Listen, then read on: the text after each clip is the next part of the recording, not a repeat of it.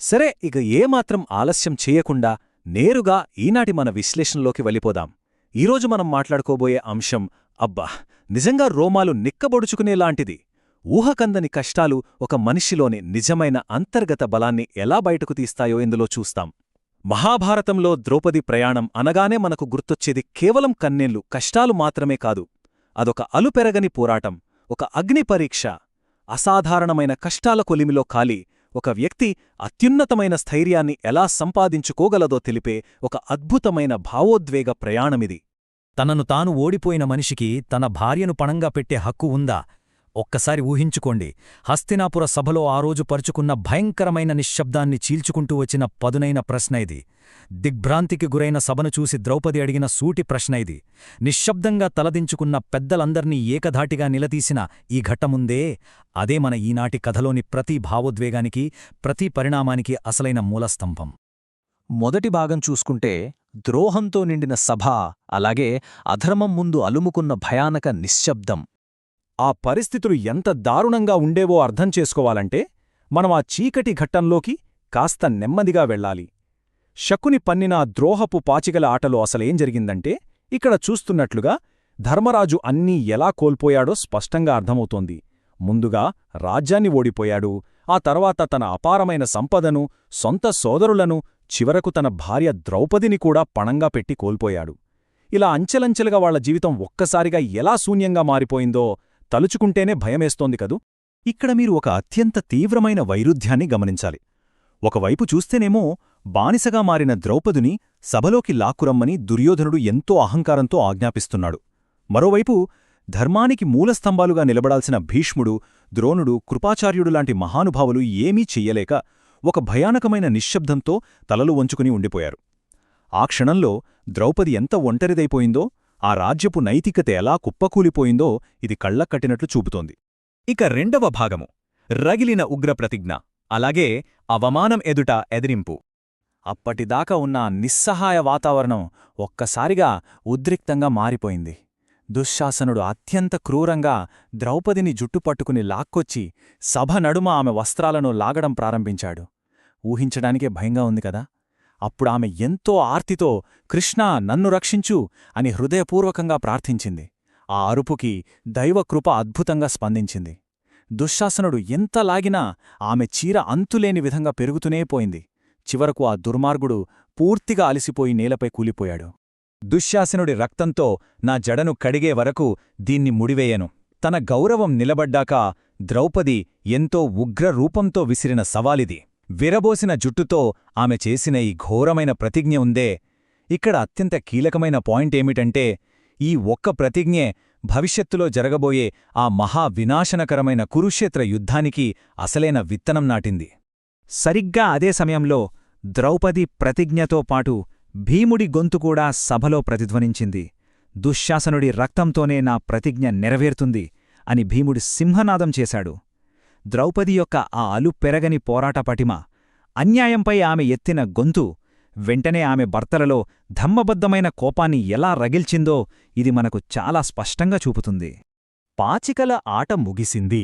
దానికి ఫలితంగా కౌరవుల కుట్రకు బలై పాండవులు తమ రాజ్యాన్ని విడిచిపెట్టాల్సి వచ్చింది. ఒకసారి ఈ టైం లైన్ గమనించండి. మొదటి రోజు కన్నీళ్లతో వడవికి పయనం, ఆ తర్వాత ఏకంగా 12ఏళ్లపాటు కఠినమైన అరణ్యవాసం, ఆపై 1 సంవత్సరం పాటు ఎవరికీ తెలియకుండా ఉండాల్సిన అత్యంత ప్రమాదకరమైన అజ్ఞాతవాసం. వారు ఎదుర్కోబోయే కష్టాల స్థాయి ఎంత భయంకరమైనదో ఇది చూస్తేనే మనకు అర్థమవుతోంది. ఇప్పుడు 3వ భాగంలోకి వద్దాం. అరణ్యంలో కన్నీళ్లు, రాజభవన భోగాల నుండి గడ్డకట్టే అడవుల వరకు వారి ప్రయాణం. రాజసింహాసనంపై కూర్చోవాల్సినవారు కాస్త అడవిబాట పట్టారు. మెత్తటి పరుపులమీద పడుకున్నవారు గడ్డగట్టే చలిలో చెట్లకింద నిద్రపోయారు. పండ్లు, దుంపలు తింటూ బతికారు. అయితే ఈ కఠినమైన కష్టాల మధ్య కుటుంబంలో ఏర్పడిన అంతర్గత ఘర్షణను మనమిక్కడ గమనించాలి. ఒకవైపు భీముడు ఎప్పుడూ కోపంతో రగిలిపోతూ వెంటనే వెళ్ళి ఆ దుర్యోధనుడి చంపేద్దాం అనంటుంటే, మరోవైపు యుధిష్ఠిరుడు మాత్రం అత్యంత ప్రశాంతంగా, లేదు, ధర్మం కోసం మనమిచ్చిన మాటను నిలబెట్టుకోవాలి అని ఎంతో ఓర్పుతో వ్యవహరించేవాడు. ఈ మానసిక ఘర్షణల మధ్య ద్రౌపది కన్నీళ్లు పెట్టుకుని యుధిష్ఠిరుడిని ఒక సూటి ప్రశ్న అడిగింది. అసలు ఇంత అన్యాయం జరిగాక కూడా మనం ఎందుకు సహిస్తున్నాం అని. దానికి యుధిష్ఠిరుడు చాలా ప్రశాంతంగా, సమయం వచ్చినప్పుడు ఆ ధర్మమే విజయం సాధిస్తుంది అని బదులిచ్చాడు. ఈ మాటలు వినడానికి సింపుల్గా అనిపించినా వారి మొత్తం ప్రయాణానికి ఒక బలమైన దిశానిర్దేశం చేసింది ఈ సమాధానమే. ఇక 4వ భాగం వనవాసంలో వ్యూహాత్మక బలం, అంటే కష్టాల కొలిమిలో వాళ్లు కలిసి ఎలా రాటుదేలారో చూద్దాం. ఇప్పుడు మనం కథలోని మరో కీలకమైన మలుపు చూద్దాం. అడవి అనగానే కేవలం కష్టాలు కన్నీళ్లు మాత్రమే కాదండి. ఆ కాలాన్ని వాళ్లు ఏమాత్రం వృధా చేయలేదు సుమా. ఒక రకంగా అది వాళ్లకు ట్రైనింగ్ గ్రౌండ్ లాంటిది. అర్జునుడు ఘోర తపస్సు చేసి పరమశివుడిని మెప్పించి ఏకంగా పాశుపతాస్త్రాన్నే సాధించాడు.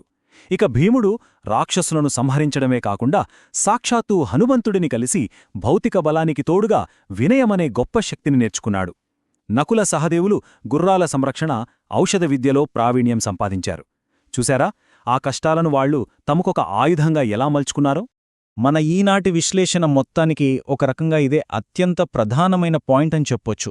ద్రౌపది కన్నీళ్లతో అడవిలో అడుగుపెట్టినా ఆ కఠిన పరిస్థితులలో తను కేవలం బ్రతికి బట్టకట్టడం మాత్రమే చేయలేదు. తన భర్తలు నీరసించిపోయిన ప్రతిసారీ వారికెంతో ధైర్యాన్నిస్తూ కుటుంబాన్ని మానసికంగా నిలబెట్టే ఒక దృఢమైన లంగరులామె మారింది. నిజం చెప్పాలంటే ద్రౌపది అంతర్గత బలమే ఆ సమయంలో పాండవులందర్నీ ఒకతాటిపై ముందుకు నడిపించింది. 5వ భాగం ధర్మానికి అంతిమ పరీక్ష, అదే విషపూరిత సరస్సు వద్ద యక్షప్రశ్నలు.